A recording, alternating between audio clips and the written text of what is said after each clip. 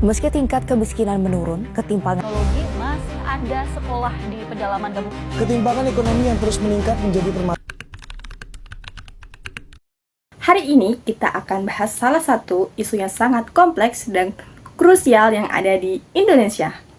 Yaps, betul sekali, kemiskinan. Meskipun kita lihat pembangunan ada di mana-mana, tapi kenyataannya masih banyak saudara kita yang berjuang di bawah garis kemiskinan loh teman-teman. Jadi dalam 5-7 menit ke depan kita akan coba kupas tuntas 5 pertanyaan. Yang pertama, apa itu kemiskinan? Yang kedua, apa faktor penyebab kemiskinan? Yang ketiga, bagaimana sih dampaknya? Yang keempat, gimana data terbaru kemiskinan? Yang kelima, upaya apa sih yang bisa dilakukan pemerintah untuk menanggulangi kemiskinan ini? Siap? Yuk kita bahas. Pertanyaan pertama, apa itu kemiskinan? Kalau kita merujuk pada definisi umum, kemiskinan diartikan sebagai kondisi di mana seseorang atau rumah tangga tidak bisa mencukupi kebutuhan minimalnya. Di Indonesia, Badan Pusat Statistik atau BPS mempunyai parameter resmi. Nah, menurut BPS, kemiskinan ini dapat diukur menggunakan konsep kemampuan memenuhi kebutuhan dasar. Sederhananya, ini adalah ketidakmampuan dari sisi ekonomi untuk memenuhi kebutuhan makanan dan non-makanan. Nah, parameter ini diwujudkan dalam sesuatu yang kita sebut garis kemiskinan atau GK. Jadi, orang itu dikatakan miskin ketika pengeluaran mereka per kapita per bulan di bawah garis kemiskinan. Kenapa sih kemiskinan itu terus ada? Nah, jawabannya enggak tunggal, tapi multifaktor. Karena kemiskinan yang terjadi di Indonesia ini saling berkaitan. Menurut penelitian dan analisis ekonomi sosial, ada beberapa faktor utama. Yang pertama, kualitas sumber daya manusia atau SDM yang rendah. Nah, ini seringkali menjadi lingkaran setan. Tingkat pendidikan dan kesehatan yang rendah membuat akses ke pekerjaan layak dan berpenghasilan tinggi menjadi sulit. Yang kedua, kesenjangan lapangan kerja. Distribusi lapangan kerja yang terpusat di kota-kota besar, dikutip dari studi Bank Dunia, membuat sulit bagi masyarakat di desa atau daerah terpencil untuk mendapat penghasilan yang memadai. Yang ketiga, inflasi dan harga kebutuhan pokok. Kenaikan harga pokok, terutama makanan, sangat sensitif terhadap masyarakat miskin. Sebagian besar pengeluaran mereka habis untuk makanan. Yang keempat, akses ke modal dan layanan keuangan. Keterbatasan akses ke kredit atau pinjaman modal usaha menurut Otoritas Jasa Keuangan atau OJK membuat masyarakat miskin sulit keluar dari kemiskinan karena mereka tidak bisa mengembangkan usahanya. Kelima, bencana alam dan guncangan ekonomi.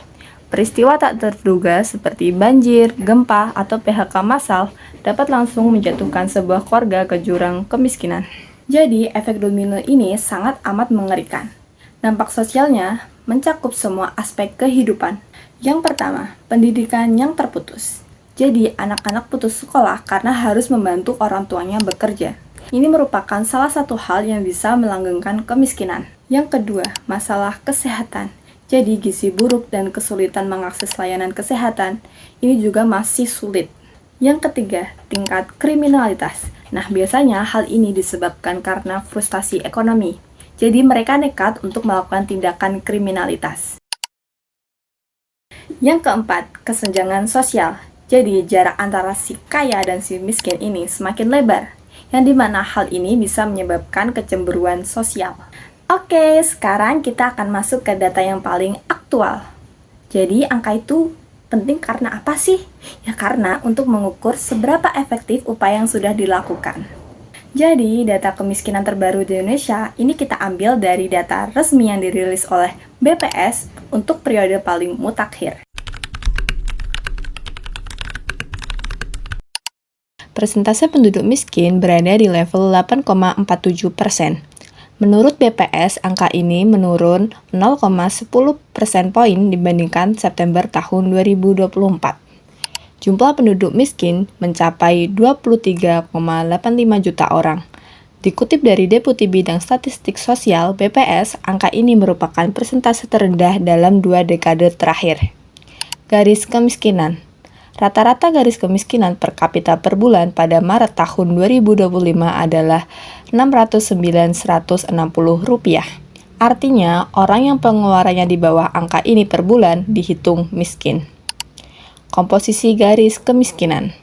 Menurut BPS, komponen garis kemiskinan makanan mencapai sekitar 74,58% dari total garis kemiskinan. Ini menegaskan bahwa kebutuhan pangan adalah kontributor terbesar bagi status kemiskinan. Nah teman-teman, tapi ada yang fakta menarik nih. Jadi menurut BPS pada periode Maret tahun 2025, kemiskinan yang berada di kota justru makin naik menjadi 6,75%, sedangkan kemiskinan yang ada di desa turun menjadi 11,03%. Yang ini menunjukkan adanya tantangan kemiskinan yang semakin lebar dan kompleks di wilayah urban. Nah, terus upaya apa yang sudah dilakukan oleh pemerintah? Jadi, upaya pemerintah ini dikenal sebagai strategi 3P. Yang pertama ada pengurangan beban, yang kedua ada peningkatan pendapatan, yang ketiga ada pelindungan sosial. Jadi, program-program ini biasanya berfokus pada bantuan sosial atau bansos dan pemberdayaan. Jadi teman-teman, kemiskinan itu bukan hanya soal angka, tetapi soal hak asasi manusia dan martabat.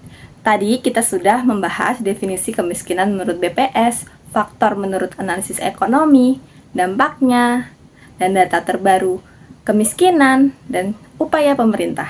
Sebagai kesimpulannya, untuk mengatasi kemiskinan yang ada di Indonesia membutuhkan beberapa kolaborasi. Contohnya, pemerintah dengan kebijakan yang tepat, sektor swasta yang membuka lapangan pekerjaan, dan diri kita sebagai individu dengan kepeduliannya. Gimana teman-teman, apakah diskusi hari ini cukup membuka wawasan? Share pendapat kalian di kolom komentar dan jangan lupa like, subscribe, dan nyalakan notifikasi biar nggak ketinggalan konten bedah isu selanjutnya. Sampai jumpa di video berikutnya. Bye-bye!